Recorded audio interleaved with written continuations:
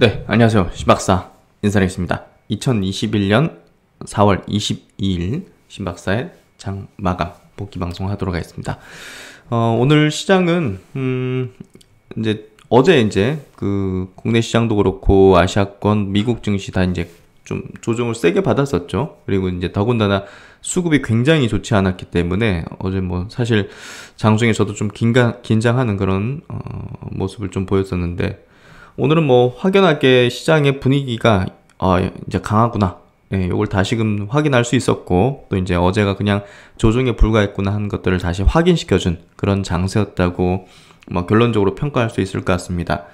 어쨌든 뭐 수급적으로는 뭐 외국인이 오늘 뭐 매수하거나 뭐 기관이 매수하거나 그러지는 않았지만, 뭐 그럼에도 불구하고 어제 그런 대량의 어떤 폭탄 매물에 뭐 비슷하게 매도한 뭐 수준은 아니었기 때문에 부담스럽게 느낄 필요는 없을 것 같고요. 미국 시장도 이제 반등을 만들어줬고, 또 아시아권 증시도 전반적으로 뭐 중화권은 조금 약했지만 그래도 이제 일본 증시가 2% 넘게 강세를 보이면서 약세 국면으로 진입하는 그런 흐름은 아니었던 것 같고요. 뭐 국내 증시 같은 경우는 대형주들이 좀 강하지 못했어요. 그러다 보니까 지수단에서는 뭐 그렇게 강하게 치진 못했지만 그래도 상승 종목 수가 많았던 그런 상승 흐름을 보였던 장세다, 이렇게 좀 평가할 수 있을 것 같고요. 오늘 제목에 담았듯이 코스닥 장세입니다. 특히 이제 바이오, 뭐 배터리, 반도체 요 세 개 업종이, 뭐 게임도 이제 같이 포함할 수 있겠네요. 그 정도 업종이 시장을 좀 주도하는 장세가 되고 있고, 초대형주보다는 사실 작년 말부터 해가지고 올해 초까지 그리고 시장을 이끌었던 게 초대형주였잖아요. 삼성전자, 하이닉스, 네이버, 카카오, 뭐 2차전지, 배터리, 현대차 그룹주들, 이런 것들이 이제 만들어졌잖아요. 근데 그런 종목군들이 개인들이 굉장히 많이 매수했죠.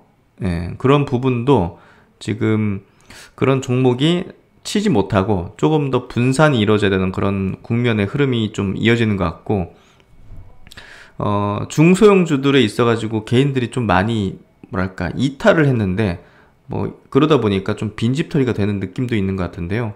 뭐 결국은 많은 개인들이 들고 있는 게 쉬고, 또 개인들의 물량이 비워져 있는 그런 쪽에서 치고 달리는 그런 흐름이 좀 느껴지는 것 같아요. 그래서 최근에 코스닥 장세, 중소형주 장세, 그리고 제약바이오도 많이 개인들이 비워져 있었는데 이런 쪽으로 움직이는 흐름이 좀 전개되는 것 같고, 잠자던 중소형주가 깨어나다 라는 표현을 했는데, 중소형주가 수급이 더 좋은 것 같아요. 기관들도 그렇고 외국인들도 배터리 뭐 소재 기업들이라든지 5조 언더에 있는 그런 기업들 있죠.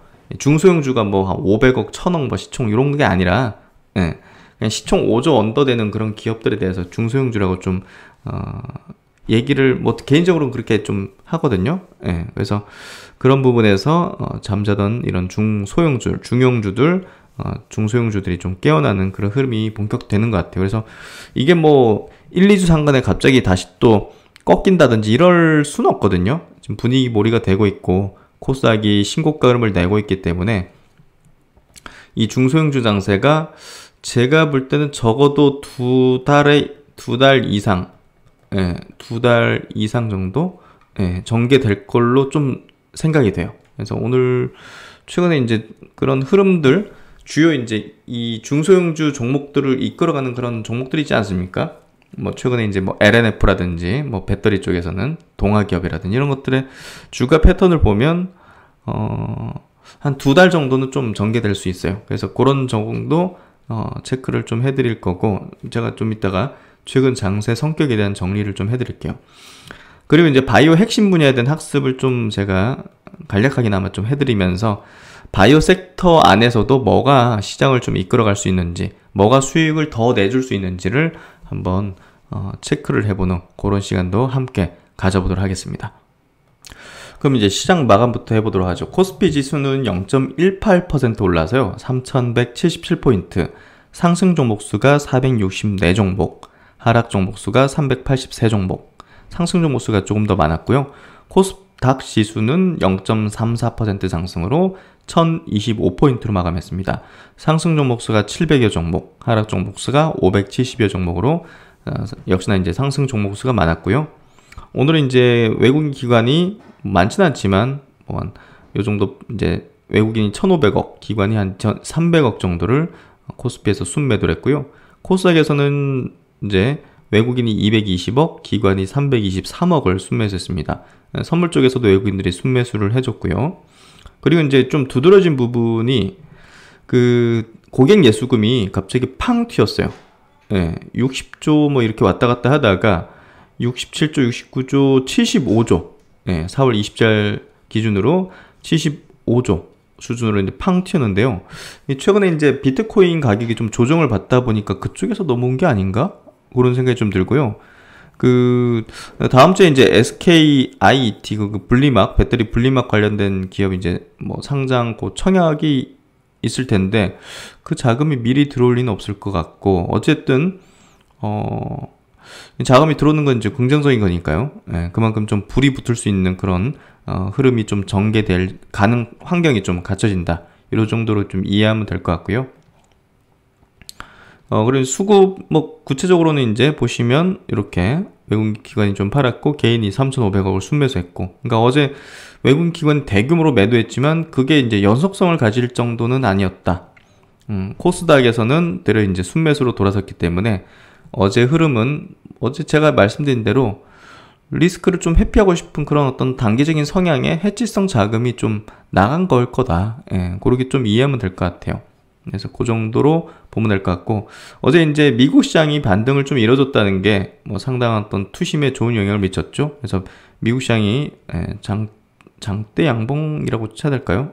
어쨌든 마이너스권 출발해서 거의 이제 종가가 고가인 형태로 나스닥이 마감됐고, S&P 지수도 0.93% 상승, 다우도 0.93% 상승으로 3대 지수 모두 1% 내외의 강세를 보였습니다. 그리고 이제 오늘 일본 시장이 2% 강세로 추세 꺾이지 않게 완전히 그냥 되돌리는 그런 추세적인 어떤 상승을 보여줬고, 홍콩도 0.4% 강세, 대만이 좀 조정받았네요. 0.6% 약세, 상해 증시가 0.23% 약세. 그래서 아시아는 약간 혼조 장세이기도 했는데 일본이 강하게 튀어준 게 상당히 좀 저는 의미가 있었다고 봐요. 그래서 긍정적인 어떤 패턴이었다. 그 정도로 좀 해석을 하면 될 것 같고요. 한국 증시 코스피 지수 차트 보면 일단은 오늘 초대형주 시가총액 뭐 10위권 종목이 강하지 못했기 때문에 지수를 좀 이끌지 못했는데 어쨌든 뭐 괜찮게 마감된 것 같고요. 그리고 코스닥 지수도 뭐 이렇게 돌아서면서 양봉 전환됐고 뭐 5일선에 딱 올려놓는 그런 형태가 된 것 같아요. 그러면 이제 최근 장세 성격에 대해서 한번 정리 간단하게 좀 해본 부분들 체크해 볼 텐데요. 첫 번째 이제 초대형주보다는 지금 중형주, 중소형주가 이제 강한 흐름을 보이고 있다는 거. 시총 한 5조 언더의 어떤 기업들, 뭐 배터리 바이오, 뭐 반도체 관련된 기업들 보시면 뭐 시총 상위에 뭐 그런 기업들이 많이 올라와 있죠.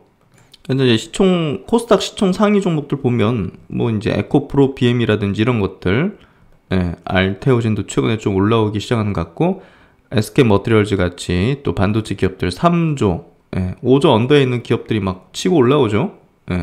LNF도 이제 요거 오늘 장 마감하고 대규모 공급 계약 공시가 나왔잖아요. 1조 2천억의 전기차용 양극재 SK 이노베이션 쪽으로 이제 공급하는 대규모 공급. 야, 이렇게 셌던 이유가 있네요. 근데 우리나라에서는 참 정보가 미리 새요.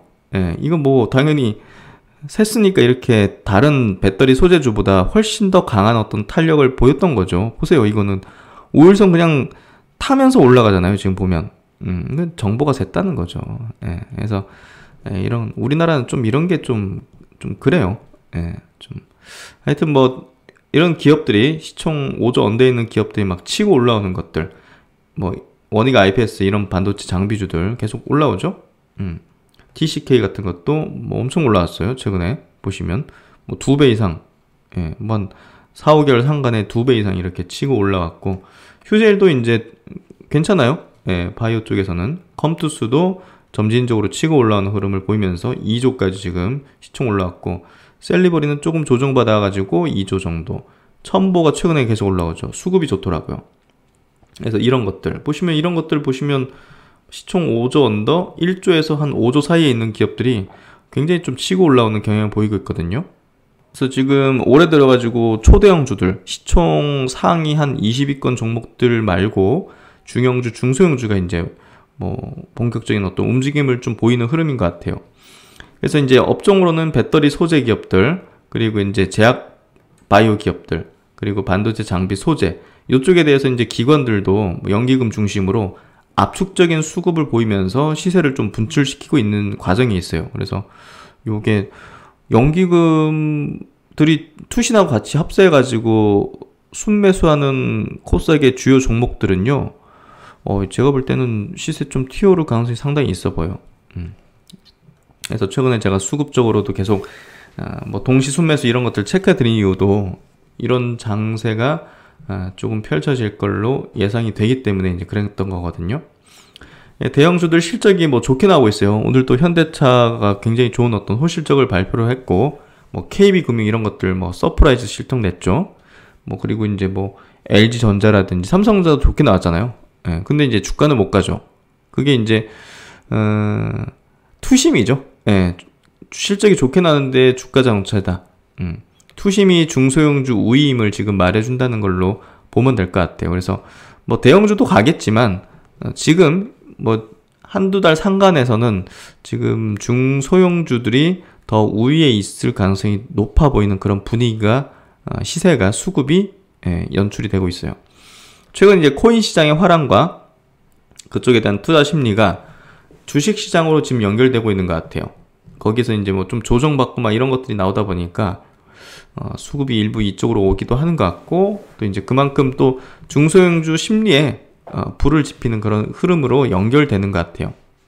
그래서 2017년도 강세장에서도 코인 쪽 막 불어닥치면서 바이오랑 같이 연계되면서 강한 흐름을 했었거든요. 그러니까 그때랑 좀 연결되는 그런 흐름인 것 같아요.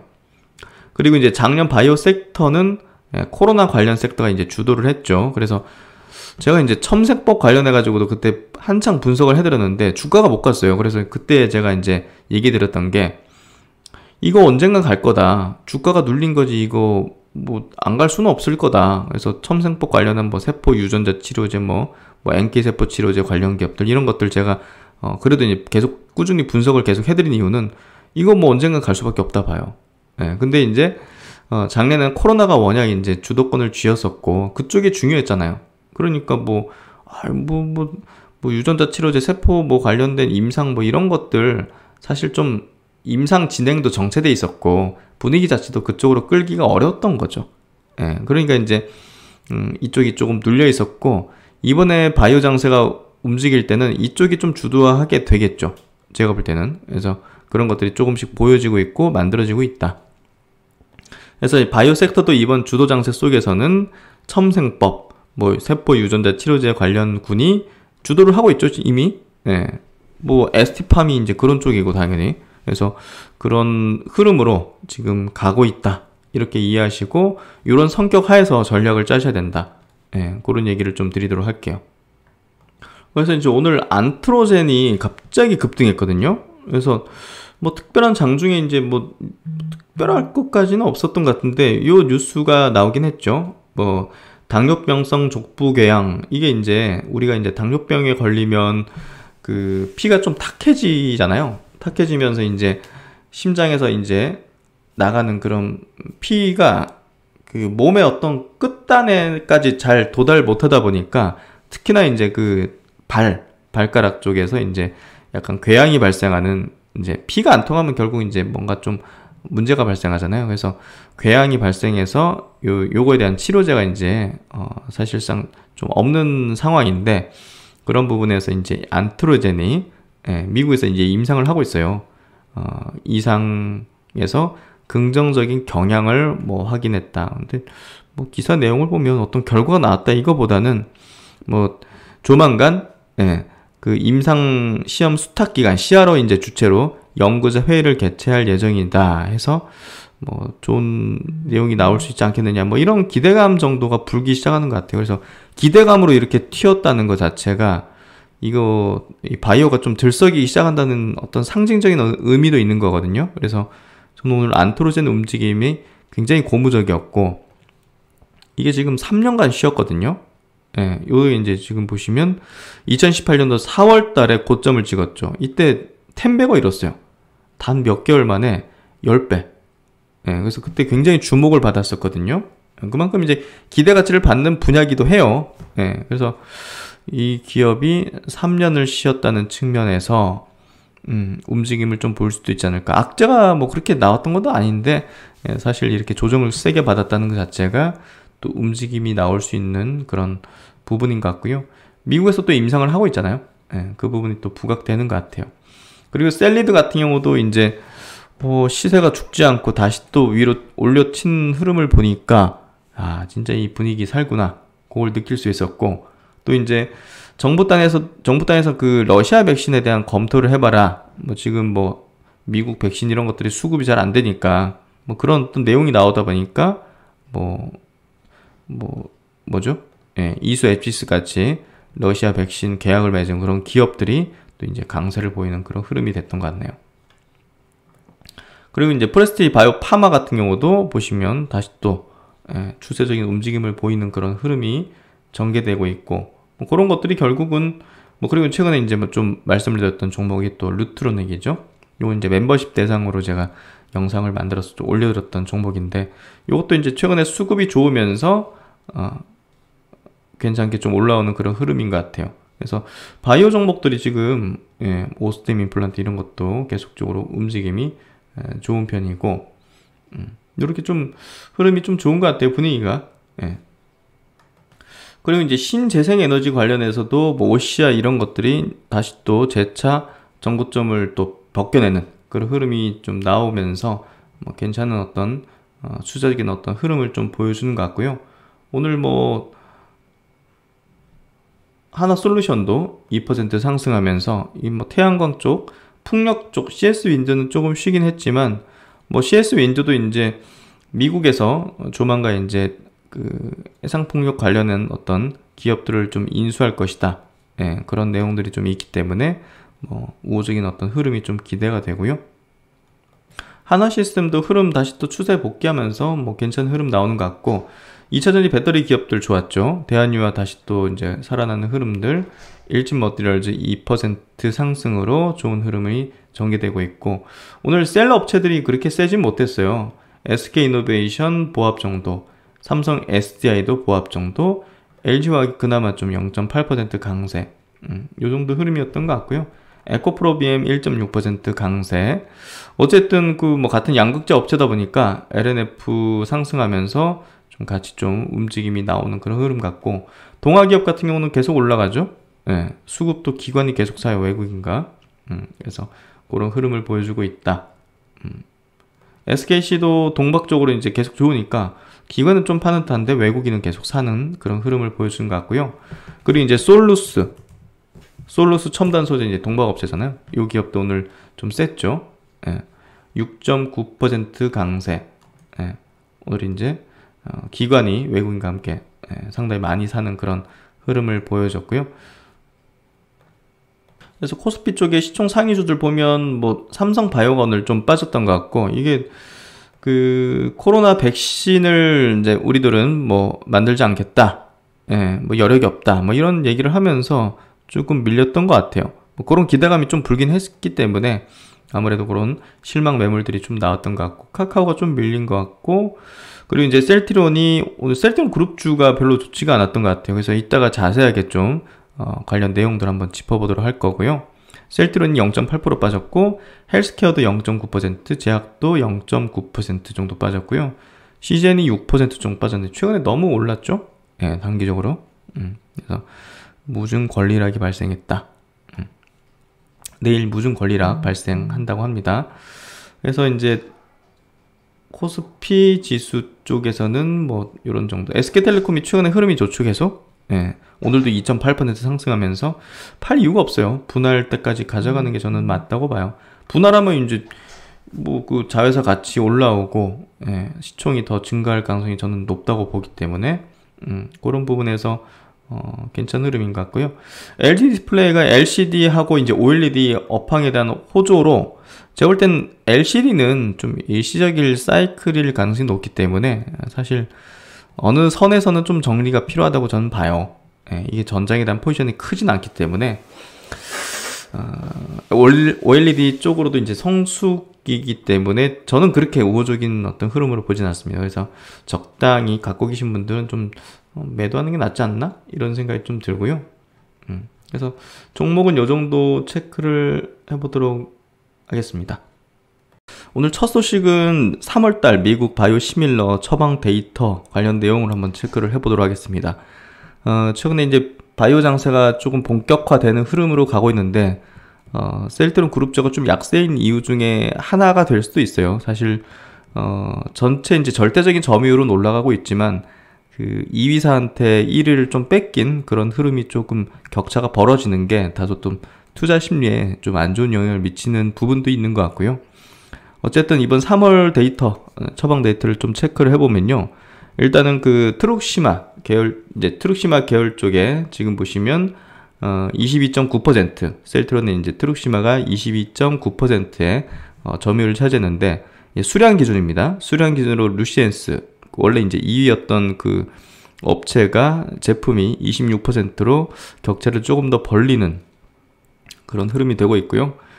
셀트론 그룹의 이제 1분기 프리뷰는 셀트론은 컨센에 좀 부합될 것 같고, 헬스케어는 미국 쪽에서의 다소 좀 약간 약화, 그런 부분들이 좀 실적이 좀 하회할 것 같다. 예, 컨센 대비 하회할 것 같다. 이런 어떤 전망을 좀 하고 있는데요. 어쨌든 루시엔스에 지금 1위를 뺏기고 수량 기준으로 점유율이 좀 벌리는 그런 흐름이 되고 있는데요. 이번 3월달 보면 트룩시마가 전월 대비해서 1.6%포인트 증가했어요. 일단 증가했기 때문에 리투시마 쪽에 이제 오리지널 점유율을 뺏어온 거죠. 그리고 루시엔스 같은 경우는 2.1%, 전월비 2.1%포인트가 이제 증가하면서 26.2% 성장세를 계속 이어가고 있고요. 일단 수량 기준으로 트룩시마, 루시엔스 간 점유율 격차는 지속되고 있으나 금액 기준 점유율은 여전히 트룩시마가 근소하게나마 이제 우세한 어떤 흐름을 보여주고 있다. 그래서 가격 정책에 의해서 이렇게 좀 수량적인 부분에서 격차가 좀 벌어지는 거다. 그래서 이거 전략을 조금 빨리 바꿔야 될 것 같은데, 이게 이제 테바사 통해 가지고 미국에서 팔고 있다 보니까 이게 조금 아직 빠르게 전략 변경을 하진 않는 것 같네요. 트룩시마의 이제 처방 금액 기준 점유율은 22.5%로 루시엔스 21.8% 대비해서 이제 그래도 1위를 유지하고 있지만 전월 대비해서 이제 트룩시마가 1.7%포인트 증가했고 루시엔스가 1.9%포인트 금액 기준으로도 처방 금액 기준으로도 루시엔스가 더 높은 점유율을 좀 상승시키면서 어쨌든 좁혀져 가는 금액 기준으로도 좀 좁혀져 가는 그런 흐름이 되고 있는 것 같고요. 그래서 이제 여기 신한증권에서는 어차피 이제 오리지널 제품인 리투시마 점유율 하락과 함께 뭐 두 제품의 점유율 성장이 지속되고 있다는 점에서 뭐 크게 우려할 사항은 아니라고 판단된다. 그래서 이런 부분에서 성장은 하지만 작년에 좀 기대했던 것보다는 조금 뭐랄까 어긋나는 그런 흐름이기 때문에 그 부분에 있어서 이제 투자 심리에 조금 좋지는 않은 그런 영향을 좀 미친 게 아닌가 하는 생각이 들고요. 인플렉트라 같은 경우는 그래도 이제 2위 업체 삼성 바이오 에피스의 램플렉시스보다는 보다 더 높은 이제 점유율 상승을 0.9%포인트 올리면서 그래도 1위를 계속 유지를 해가고 있고요. 허셉틴 쪽하고 아바스틴 쪽은 1위 업체가 뭐 월등히 이제 앞서가는, 허셉틴 쪽에서는 암젠의 칸진티가 44.3%. 그러니까 이렇게 이제 압도적으로 점유율을 만들어야 되는데 트룩시마가 이게 테바의 어떤 한계점인지 모르겠어요. 테바사의 어떤 한계점일 가능성이 좀 개인적으로 좀 높다는 생각이 좀 들고요. 암젠이라든지 화이자 이런 업체들은 그래도 이제 큰 업체이기 때문에 미국에서 또 미국 업체고 하다 보니까 보다도 이제 마케팅이라든지 그런 영업적인 부분에서 이게 뭐 기술적으로는 이제 차별점은 없을 거 아닙니까? 그런 부분에서 영업적인 우위를 가지고서 한 게 아니었을까. 암젠이라든지 화이자는. 그래서 요 보시면 허셉틴 계열하고 아바스틴 계열의 이제 암젠사의 바이오 시밀러가 뭐 44%, 50% 압도적인 점유율이에요. 퍼스트 무버의 확실한 어떤 강점을 보여주고 있는 거거든요. 그래서 2위 업체 대비해서 이렇게 압도적인 점유율. 그래서 허셉틴은 2위 업체가 8.9%, 그리고 아바스틴 쪽은 2위 업체 화이자께 14%. 그러니까 확실히 차이가 큰데 이 트룩시마 쪽은 이렇게 좀 따라잡은 게 셀트론의 문제는 아니죠. 테바사의 어떤 영업력이라든지 전략에 대한 어떤 실착이라든지 아니면 이 2위 업체였던 화이자라는 이 빅파마의 어떤 역량이 상당히 미국 시장에서 높았지 않았을까. 영업적인 측면이나 마케팅 측면에서 그런 부분인 것 같아요. 그래서 사실 이제 미국과 유럽 시장에서 이제 미국과 서구권의 제약사가 아닌데 여기 이제 당당히 이제 여기 선두권에 이렇게 자리하고 있다는 것 자체가 좀 대단하지 않아요? 아니 뭐 일단은 그렇죠. 그래서 뭐 그런 부분에서 글로벌적인 어떤 제약사들의 어떤 카르텔이라든지 장벽 자체가 상당히 있을 건데요. 그런 것들을 허물어 가는데 상당한 의미가 있을 거라 생각하고요. 이번에 뭐 코로나 항체 치료제 같은 경우도 정말 엄청난 업적을 낸 거라 볼 수가 있는 거죠. 그래서 어쨌든 요거 매달 이제 체크하겠지만 이 테바사의 어떤 전략 수정이 좀 필요하지 않을까 하는 그런 개인적인 생각이 좀 듭니다. 그리고 이제 인플렉시맙 쪽에 이제 셀트론의 인플렉트라, 요거 이제 램시마죠. 요거 이제 점유율은 계속 올라가고 있고, 특히나 이제 2019년 말 미국 최대 사보험사인 유나이티드 헬스 선호의약품에 등재된 효과 및 우호적인 바이오시밀러 업황 감안 시에 미국 내 인플렉트라의 어떤 점유율 상승세는 지속될 전망이다. 연내로 한 20%대 점유율 달성에 따른 미국 인플렉트라 매출 고성장 기대 가능하다. 그래서 계속 점진적으로 올라가잖아요. 그러니까 셀트론 그룹은 계속 성장을 합니다. 그게 이제 기대했던 것보다 좀 못 미치거나 뭐 분기 단위로 좀 컨센 대비 안 좋을 수는 있지만 계속 이렇게 성장해 나간다는 거에 대한 포커스를 좀 두시는 게 필요할 것 같고요. 이게 이제 멀티플이 올라가야 이제 주가가 올라갈 수 있는 거잖아요. 그러니까 실적이 계속 올라가요. 뭐 간단하게 예를 작년에 이제 1조 영업이익을 냈어요. 뭐 올해 1.5조의 영업이익 예측이 되고 있고 그 다음에는 2조의 영업이익이 예측이 되고 있어요. 근데 뭐 밸류를 만약에 펄을 한 40 정도 받는다. 펄을 40 정도 받는다. 그럼 이제 주가도 계속 올라가죠? 당연히 영업이 올라가는 거예요. 근데 밸류를 이제 40 받다가 30을 받고 그 다음에는 20을 받고 이런 식으로 되게 되면 이제 퍼 기준입니다. 퍼 밸류를 이렇게 받게 되면 실적은 올라가도 주가는 못 올라가는 거죠. 그러니까 이제 멀티플을 높게 받는다는 게 굉장히 중요한 포인트고, 이 멀티플 밸류에이션을 높게 받는다는 거는 고성장을 하면 그게 이제 시장에서 용인해 주는 거거든요. 그렇기 때문에 실적이 올라가도 주가는 못 올라갈 수도 있어요. 그 이유가 이제 이 밸류에이션을 높여줘야지만 되는 건데, 이 밸류에이션을 높여주는 거는 시장에서 어떨 때 해주느냐? 이 산업이 고성장을 하거나, 그리고 이 안에서 이 고성장하는 산업 안에서 주도권을 선두권으로 계속 유지를 한다든지 1위 업체라든지, 그리고 이제 예를 들어서 이제 트룩시마 같은 경우 예를 들어서 퍼스트 무버의 어떤 효과로서 점유율이 막 10%에서 20%, 30%, 40%, 50% 이런 식으로 막 계속 올라가요. 그러면 이제 높은 밸류에이션을 계속 부여를 해줄 수 있는데, 이게 좀 둔화돼서 20% 갔다가 이게 못 올라가. 그러면 21%, 22%좀 폭이 줄어. 성장 폭이. 점유율 올라가는 폭이 줄어들면 이게 이제 각도가 이렇게 되는 거잖아요. 실적이 올라가는 게. 그러다 보니까 멀티플 밸류를 좀 낮게 매겨주게 되는 거죠, 시장에서. 무슨 의미인지 아시겠죠? 그래서 실적이 올라가도 주가가 못 갈 수 있는 그런 이유는 이런 성장에 대한 부분이 조금 둔화되면 뭐 막 50%, 60%씩 막 뭐 매출과 이익이 늘어나다가 이게 40%, 30%, 20%밖에 성장을 못하면 멀티플이 낮아지는 거죠. 그래서 그런 부분에서 이 트룩시마의 어떤 이제 점유율도 계속 올라가야 되고, 또 이제 새로운 제품이 또 퍼스트 무버로서 올라와서 점유율을 팍팍 치고 나가는 그런 이제 움직임들이 나와주게 되면 예, 높은 멀티플의 어떤 부여가 정당화되는 거죠. 예, 이해되시죠?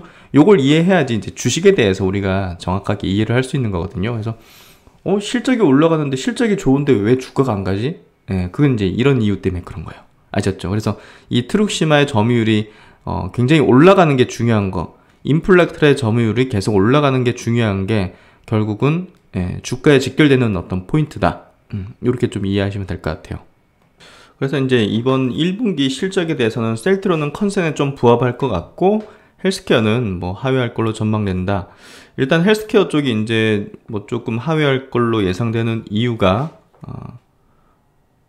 작년 1분기에 이제 미국 매출 비중이 이제 수익성이 굉장히 높았던 미국 매출 비중이 높았는데 예, 미국 매출이 이제 줄어든 게 아니라 미국 매출에 대한 비중이 좀 감소하면서 이익단으로 좀 주는 예, 역성장하는 그런 어떤 흐름을 보일 것 같다. 이렇게 좀 전망을 하고 있는 것 같고요. 2분기부터는 뭐 정상화 될 걸로 예상이 되고 있다. 그래서 이제 셀트론 그룹의 이제 올해 2021년 이제 핵심 포인트는 여기 이제 코로나19 항체 치료제 이제 성과가 될 것 같은데요. 뭐 당연하죠. 3월 말에 이제 EMA로부터 품목 허가 전 사용 권고 의견을 획득했고 정식 품목 허가를 위한 롤링 리뷰 역시 진행 중에 있는 상황이죠. 이를 감안해서 3분기 셀트론 헬스케어의 레키로나 유럽 매출액은 1251억 원으로 추정하며 연간으로는 4174억 원, 미국 매출 포함입니다. 매출 달성이 기대가 된다. 셀트론은 1분기부터 초기 물량인 169억 원 규모의 매출이 기대되며 21년 연간으로는 5235억 원의 매출을 기록할 걸로 지금 뭐 증권 쪽 지금 예상을 하고 있고요. 그리고 이제 셀트론 헬스케어에 대해서 이제 신영증권에서도 이제 리포트가 나왔는데요. 최근에 이제 기관들이 다소 좀 셀트론 그룹주 매도를 좀 하지 않습니까? 그래서 기관들의 인식은 지금 어떤가? 예, 그게 좀 제가 볼 땐 좀 해석할 필요가 있는 것 같은데, 이렇게 이제 레포트를 이제 애널리스트 단에서 이제 내고 또 애널리스트들이 또 이제 펀드 매니저들에게 이제 그 PT를 하고 하면서 결국은 수급으로 연결되는 것 같은데요. 기관들의 수급이. 애널리스트의 어떤 생각들이 어떤지를 좀 보면 될 것 같은데, 일단 그 트룩시마가 미국 쪽에 트룩시마가 좀 정체를 하고 있고, 또 램시마 SC가 유럽 이제 주요 5개국 출시를 했지만 실적이 아직은 좀 미미하다 1분기에는. 그래서 이런 부분들이 결국은 조금 1분기 실적을 컨센 대비 하회하는 그런 전망을 하는 주요 요인으로 좀 볼 수가 있을 것 같아요. 1분기 매출은 전년 동기 대비 5.5% 성장한 3,765억 원, 영업이익은 25.4% 증가한 700억 원으로 지난 분기 대비해서 역성장을 할 걸로 추정이 된다. 이제 셀트론 헬스케어에 대한 얘기입니다. 올해 성장 동력을 램시마 SC로 목표로 한 EU5 출시가 이탈리아와 스페인 런칭으로 완료가 됐다.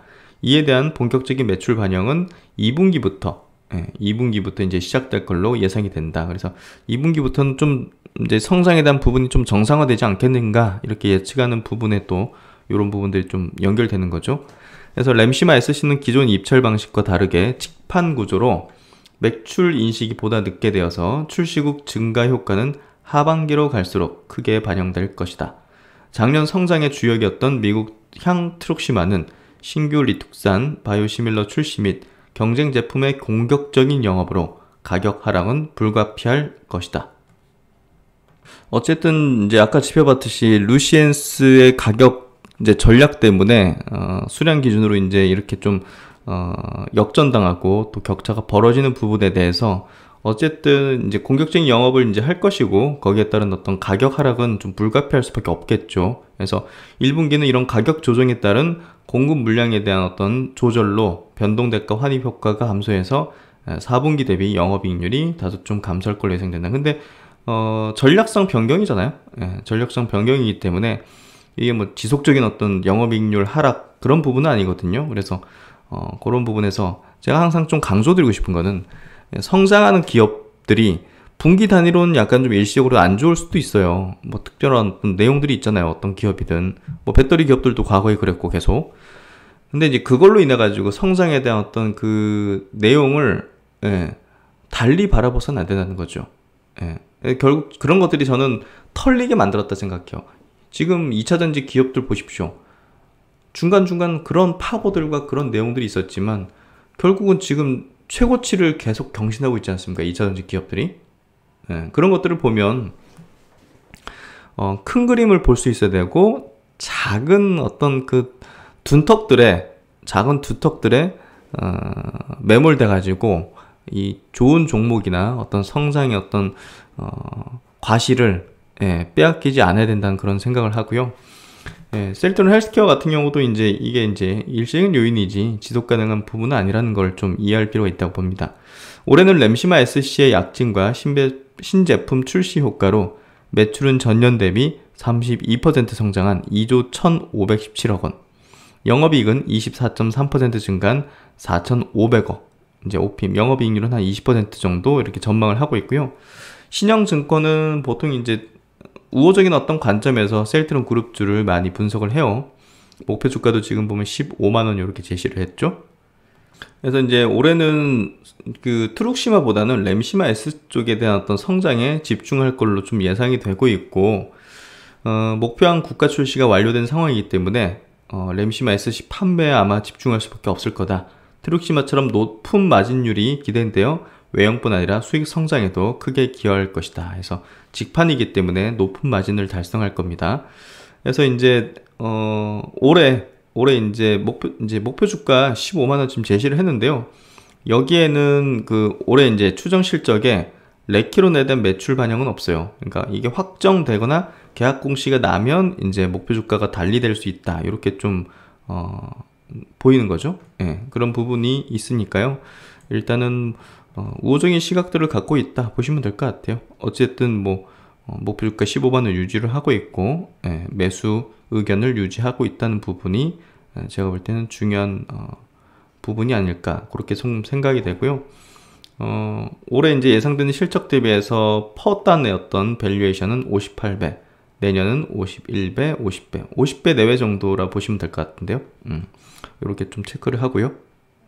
그리고 이제 하나금융투자에서도 셀트론 헬스케어에 대한 어떤 보고서를 이제 냈는데요. 일단 비슷해요. 1분기는 좀 부진한 실적을 시현할 것이다. 그래서 아까 이제 신영증권에서 체크했던 거, 또 신한금융투자에서 제시했던 내용하고 비슷해요. 어쨌든 작년에는 마진율이 좀 높았던 미국 제품 비중이 50%에 이제 이를 정도로 높았지만 올해 1분기에는 미국향의 어떤 비중이 45%로 추정되기 때문에 이익이 낮아질 것이다. 그래서 신제품에 대한 효과가 조금 이제 낮아지는 그런 구간이고, 또 이제 램시마 SC 같은 경우는 그 1분기 판매 지역이 이제 아까 이제 주요 5개국 유럽에 다 이제 출시가 됐지만 큰 폭의 증가를 이제 보이지 않았어요. 왜냐하면 조금 이제 출시가 이제 늦어졌거든요. 일단은 그 프랑스 같은 경우 2월 말에 출시됐고, 이탈리아, 스페인에는 3월 말, 뭐 1분기 말이죠. 3월 말에 출시됐기 때문에 이게 사실 출시 시점상 보면 2분기까지는 4, 5, 6월까지는 일단 폭발적인 매출의 어떤 뭐 성장이 좀 발생하기 좀 어렵다. 이게 뭐 영업을 다니고 뭐 인지도를 또 쌓아야 되고 그렇지 않겠어요? 예. 그러니까 그래도 한 3분기에나 큰 폭의 증가는 한 3분기에나 좀 가능하지 않겠는가 이렇게 좀 예상을 하는 거고요.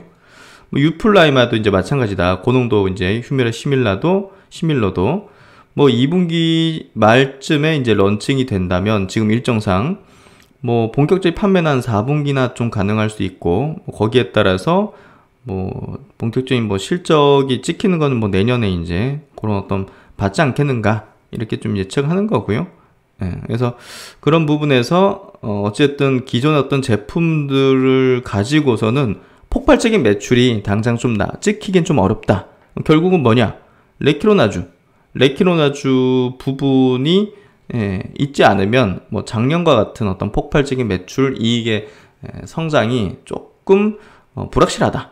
이런 어떤 얘기를 좀 하는 것 같아요. 그래서 최근에 이제 주가가 좀 지부진한 이유에 대해서도 이 레키로나주 이제 유럽에서 승인이 레키로나주 공급 체결로 연결될 수 있을 것인가에 대한 시장의 좀 의구심이 아직은 좀 있다. 그러니까 이거 진짜 계약을 맺는 거냐?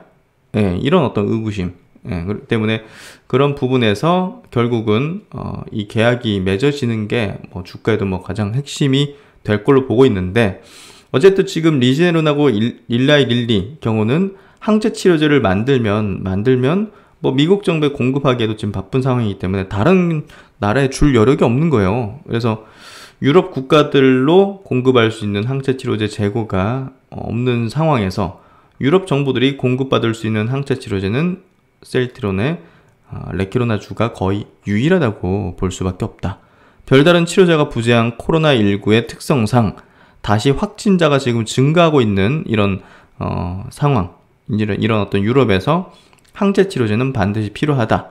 조만간 유럽 정부의 레키로나주 공급 계약 체결 소식을 기대해 본다. 이렇게 마무리를 지으면서 그래도 기대를 해볼 수 있는 그런 어떤 논리적인 이야기를 좀 해본 것 같습니다.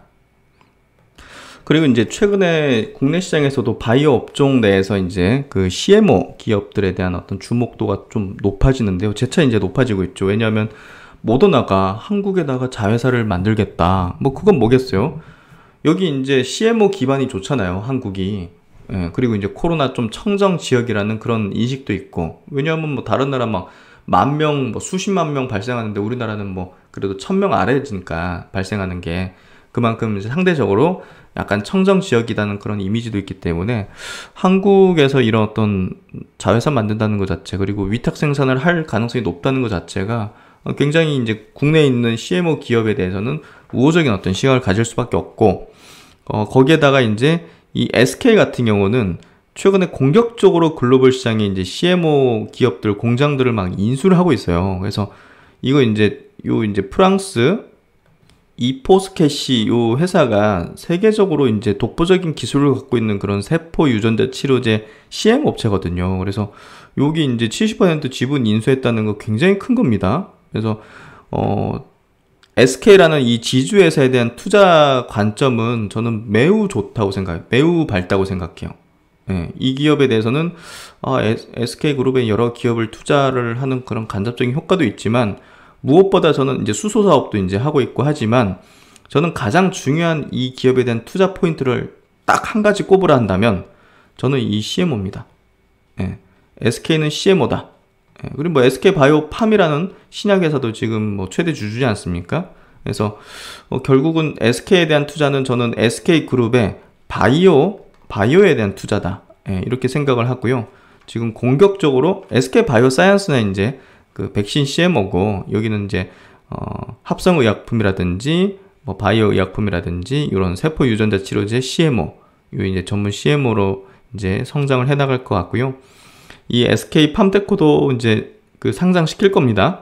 그래서 이제 최근에 제가 글로벌 아웃소싱 시장에 대해서 제가 여러 영상들을 만들어서 여러분에게 좀 소개시켜드리고 설명드린 이유도, 이 분야 자체가 정말 그 원스톱에, 예, 뭐 연구 개발부터 해가지고 이제 임상 대행부터 해가지고 위탁 생산해주고 나중에는 뭐 완제품까지 뭐 해주는 뭐 그런 형태로 이제 원스톱 서비스를 하는 형태로 진화해 나가고 있고 경쟁력을 만들어 나가고 있는 그런 산업의 어떤 변화 속에서, 패러다임 속에서 SK 팜테코가 선두권으로 저는 치고 올라갈 거라고 봐요. 예, 그래서 그런 부분에서 SK에 대한 투자는 저는 괜찮다. 예, 이 SK그룹의 바이오 사업에 대한 긍정적인 뷰를 가지고 있다면, 믿는다면 저는 SK에 대한 투자가 괜찮다고 생각하고요. 제약사의 투자 및 아웃소싱 확대로 글로벌 CMO 시장은 2023년까지 연평균 7.7% 성장이 전망되며, 그 중에 바이오 CMO, 이제 원료랑 완제품까지 이런 시장은 연평균 14%의 고성장이 전망됩니다. 그래서 엄청난 시장의 규모를 가지게 되고요. 그 중에서도 이제 이 유전자 세포 치료제, 약자로 이제 GCT라고 하는데요. 이 분야는 연평균 더 높습니다. 25% 초고속 성장 전망이 됩니다. 한 5조 원 정도. 그러니까 여기서 이제 캐탈런트가 이제 1위 업체로서 상당히 올라가고 있고, SK 팜테코가 제가 볼 때는 2, 3위권 되지 않겠어요? 저는 그렇게 생각해요. 그래서 이는 급증하는 바이오 의약품 임상 개발 사례로도 확인된다. 이번에 인수한 이포스캐시는 GCT 전문 CMO이며 2023년 상업 생산 가동으로 유럽 최대 생산 설비 확보 예정입니다. 그래서 SK팜트코는 기존 합성 CMO, 이게 이제 미국 엠팩 인수했죠, 아일랜드 이제 스워즈 인수했죠, 한국 SK바이오텍까지 이런 사업 경쟁력에 바이오 CMO, 프랑스 이포스캐시, 미국 및 아시아 확장 계획을 또 갖고 있고요. 그래서 이렇게 밸류 체인으로 계속 확장해가지고 2025년 글로벌 탑5 CMO 업체로 올라서는 게 목표라고 합니다. 이런 세포 유전자 이제 치료제 CMO 기업이 합성 CMO 기업 대비해서 시장에서 고평가를 받고 있다는 점도 고무적이라는 부분에서 이번에 프랑스 요 기업 인수는 굉장히 중요한 어떤 업적을 이뤘다, 도약을 이뤘다, 이렇게 얘기를 할 수 있을 것 같아요. 그래서 추가적인 M&A 규모가 이제 변수이나 매출액 1조 원 이상, 매출액 성장률 20% 이상, EBITDA 마진 20% 이상, 이 체제 달성 예상되는 23년 이전 SK팜테코 상장 기대. 20년에 매출액 6억 달러에 EBITDA 마진은 20% 정도 해서 요 이제 상장을 할 거기 때문에 그런 부분에서 좋은 어떤 의견, 불을 좀 제시를 한 것 같아요. 그래서 이제 관련 기사에 나온 것도 한번 체크해 드릴게요. 고도의 기술력과 전문 인력을 요하는 유전자 세포 치료제 분야는 소수의 글로벌 CMO 선두 기업 외에는 쉽게 진출하지 못하는 시장으로 알려져 있다. SK팜테코는 이포스캐시 인수를 기회로 유전자 세포 치료제 사업을 적극 육성하여 글로벌 상위권 CMO로 도약한다는 전략이다. 이포스캐시의 성공적인 상업화를 위해서 SK팜테코가 보유한 마케팅 네트워크 및 대량 생산 품질 관리 역량을 공유해서 시너지를 제고하는 방안도 추진 중이다. SK가 진출하는 이 유전자 세포 치료제 분야는요, 선진국에서 임상 개발 중인 연간 1,800여 개 바이오 의약품 중 약 50%를 지금 차지할 정도로, 그러니까 지금 시장의 어떤 성장의 축이, 이 바이오 시장의 성장의 축이 기존의 항체 치료제 어떤 지난 40년의 고성장에서 그 시장의 어떤 성장을 이제 이 세포 유전자 치료제 쪽으로 이제 가져오기 시작하죠. 그래서 작년에 국내 시장에서도 이제 첨생법이 이제 발효된 게 굉장히 큰 의미고요. 작년에 첨생법 관련된 그런 세포 유전자 관련된 기업들이 움직이지 못했던 이유는 코로나 상황이었기 때문에, 코로나 관련된 기업들이 바이오 어떤 분위기의 주도권을 쥐고 있었기 때문에 눌렸을 뿐이지 그게 안 가는 건 아니에요. 그래서 제가 볼 때는 이번 바이오 장세가 이제 불어닥치지 않습니까? 그러면 이제 이번에 불어닥칠 때는 첨단 재생 의료법 그 관련된 기업들이, 이런 유전자 세포 치료제 관련 기업들이 주도권을 쥘 가능성이 매우 높죠. 그런 부분에서 차세대 기술 기반의 뭐 그런 RNA라든지 세포 이제 유전자 뭐 줄기세포 관련주들도 이제 같이 덩달아서 이제 합류할 가능성이 높고요. 그래서 그런 부분에서 지금 이 바이오 업종의 어떤 축이, 주도권의 어떤 축이 어디로 이동하고 있고 또 글로벌 트렌드가 어느 쪽에 집중하고 있는지, 이런 글로벌 어떤 선진국의 글로벌 빅팜들이 어느 쪽에 임상을 많이 하는지, 임상을 집중하고 돈을 집중하는지, 그걸 보면 이제 우리가 투자할 종목까지 압축이 되는 거거든요. 보세요. 선진국에서 임상 개발 중인 연간 1,800개 바이오 의약품 중에서 절반이 지금 유전자 세포 치료제 분야라고요. 그러면 이쪽에 CM하는 기업, 이쪽을 연구 개발하고 글로벌 임상을 하고 있는 기업들이 뭡니까? 시장에서 주도권을 쥘 수밖에 없는 거죠. 이해되시죠? 그래서 글로벌 제약사들이 활발히 투자하고 있는 혁신 영역이다. 딜로이트 보고서 등에 따르면 유전자 세포 치료제 시장은 25년까지 연평균 25% 고성장해서 현재 바이오 의약품 중 가장 큰 시장인 항체 치료제를 능가할 것으로 전망이 된다. 이렇게 고성장하면 언젠간 능가하겠죠. 최근 미국 식품의약품 FDA가 유전자 치료제 그리고 세포 개발 가이드라인을 제정하면서 제품 출시는 더욱 가속화될 것으로 예상이 되고 있다는 거, 이런 점들 우리가 좀 챙기고 있어야 되고요. 결국은 바이오 업종은 정말 고수익이 발생하는 그런 분야지 않습니까? 근데 그러려면 항상 이런 미래의 어떤 기술들을 항상, 그리고 흐름들을, 트렌드를 누구보다 빨리, 누구보다 더 확실하게 이해를 하고 있어야 된다는 거죠. 그래야 이제 종목이 압축되는 거죠. 그리고 이제 반도체 관련된 내용입니다. 오늘 장 끝나고 나온 소식이죠. 단독 기사인데요. 삼성 최대 50조 평택 3공장 투자 확정 6월 발표한다. 그래서 이제 미국 쪽은 아니고 이제 국내 쪽입니다. 평택 캠퍼스 쪽에 대한 투자 확정을 한다는 그런 어떤 발표를 할 걸로 보여지는데요. 여기 이제 시스템 반도체 쪽에 대한 어떤 포지션을 좀 크게 가져갈 걸로 예상이 되고 있어요. 내년 이제 장비 반입하니까 이제 발주를 이제 올해 이제 하반기부터 이제 하겠죠. 이제 장비주들 모멘텀 강력하게 시세 분출을 하는 단계로 좀 나갈 수 있지 않을까 하는 생각이 드는데요. 뭐 그렇게 되면 이제 매도 타이밍을 잡을 필요가 있겠죠. 어쨌든 이제 6월 발표한다. 단일 공장 기준 세계 최대 규모인 P3를 통해 초격차 리더십을 유지하고 이재용 삼성전자 부회장이 시스템 반도체 1위를 목표로 선언한 비전 2030 달성을 위해서다. 어쨌든 여기 이제 파이낸셜 뉴스 취재 결과 삼성전자와 평택시는 P3 투자 발표 시기를 6월로 정하고 현재 막바지 조율 작업 중인 것으로 확인이 됐다. 그래서 여기 투자 관련해서 6월에 발표할 예정이고 어찌됐든 그 6월 발표 전제로 이제 작업이 진행되고 있다. 총 투자 규모가 이제 중요한데요. 40에서 50조 원 선이 될 것이다. 와, 구체적으로는 외관 완공 후 시스템 반도체 비중을 얼마나 둘 것이냐에 따라서 투자 규모가 달라질 것이라고 설명을 했다. 어쨌든 투자 규모, 투자 시기를 직접 언급한 것은 이번이 처음이다. 그래서 굉장히 좋은 소식이 나온 걸로 보면 될 것 같고요. 요것도 같이 한번 체크해 드릴게요. 이제 하나금융투자에서 나온 반도체 관련된 이제 리포트인데요. 이제 노광 장비 업체, 세계 최대 어떤 장비 회사, ASML 요 회사가 이제 1분기 실적을 발표했는데요. 컨센 및 가이던스를 이제 상회했어요. 그래서, 이 기업이 이제 보면 매출의 총 이익률이 53%. 와, 엄청난 어떤 이익률을 내는 그런 기업인데요. 기존 장비의 이제 교체 수요가 견조했다. 뭐 지금 요 장비는 뭐 줄 서서 대기를 해야 되는 그런 장비거든요. 그래서 요 기업이 시총도 굉장히 높습니다.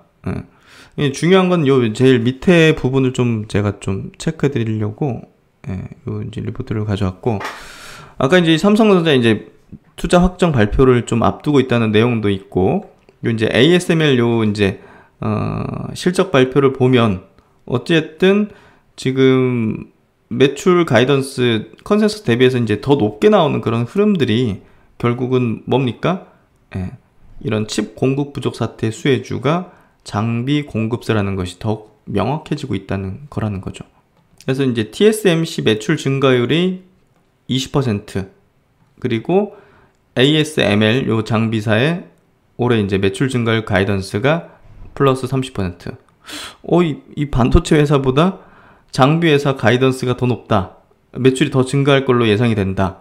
그러니까 이제 이 칩에 대한 공급 부족 사태, 쇼티지 상태의 어떤 수혜주가 어디다? 장비사다. 그렇죠? 그래서 국내 이제 장비사들 저는 많이 강조를 드렸고, 역시나 이제 지금 뭐 매도할 이유가 없죠, 지금 현재. 그래서 이것들이 확정되고 발표되고 발주가 되는 그런 어떤 시기적인 부분에서 매도를 고려해볼 포인트지, 여전히 지금은 기대감이 계속 점증하는 그런 구간대에 있다. 이 정도로 좀 이해하시면 될 것 같아요. 그래서 이제 요 기사까지 한번 마무리 좀 보면요. 대만의 이제 반도체 회사 TSMC 창업자가 과거에 이제 관심 못 받은 삼성, 이제 뭐 시스템 반도체 쪽 얘기하는 거겠죠? 이젠 최대 경쟁 상대다. 그래서 반도체가 이제 대만이 세계에서 우위를 점한 최초 산업인데, 지금 이제 삼성전자라는 최대 경쟁 상대가 또 있다. 이렇게 좀 얘기를 하는 것 같아요. 그래서, 지금 전 세계 이제 반도체 시장을 어떻게 보면 지금 뭐 TSMC랑 삼성전자, 뭐 인텔 정도까지가 이제 주도하는 그런 흐름이 되고 있는데, 어쨌든 앞으로 이제 비메모리 이제 위탁 생산 쪽에서 TSMC의 강력한 경쟁자는 삼성일 수밖에 없다는 것을 이 대내적으로 우리가 보고 있다는 거죠. 그래서 앞으로의 어떤 삼성전자의 행보는 그 메모리 쪽이 아니라 비메모리 쪽의 어떤 행보를 우리가 중요하게 봐야 되고, 그 분야가 결국은 삼성전자의 어떤 밸류를 높여주는 그런 포인트가 될 것이다. 이렇게 좀 볼 수 있을 것 같아요. 그래서 이제 이렇게 시장 정리 마감을 해보는데요. 지금 시장의 어떤 성격이라든지 이제 뭐 분위기는 확실한 것 같아요. 네, 주도권이 요 코스닥, 제약바이오, 배터리, 뭐 반도체, 뭐 이런 시총 5조 언더에 있는 어떤 중소형주 장세 쪽으로 중심축이 좀 넘어온 것 같고요. 뭐 대형주가 안 간다는 개념이 아니라 결국은 지금 현재 이쪽이 주도권을 쥐고 있고, 이쪽이 보다 더 이제 높은 수익률을 내줄 수 있는 분야라는 거죠. 그래서 그거에 따라서 이제 전략을 세우시던, 전략을 구성하시든, 아니면 뭐 대형주를 그냥 가져가는 식으로 그냥 하든, 뭐 그거는 이제 선택의 문제이기 때문에 선택을 해야겠지만, 어쨌든 장은 지금 바야흐로 뭐 강한 어떤 상승 장세 계속 유지하고 있기 때문에 투자하기 아주 좋은 어떤 흐름이다. 이렇게 좀 결론을 내릴 수 있을 것 같고요. 네, 하여튼 뭐 이번 주도 뭐 벌써 목요일이네요. 네, 뭐 금요일 하루 놔두고 있는데요. 상승 흐름으로 다시 어제 조정에서 되돌리는 그런 흐름이 전개돼서 뭐 괜찮은 것 같고요. 하여튼 뭐 앞으로도 꾸준하게 시장을 잘 분석해서 좋은 수익을 거둘 수 있도록 저는 최선 노력을 다하도록 하겠습니다. 네, 오늘도 편안한 저녁 시간 되시고요. 편안한 퇴근길 되시고, 신박사는 다음 시간에 뵙도록 하겠습니다. 감사합니다.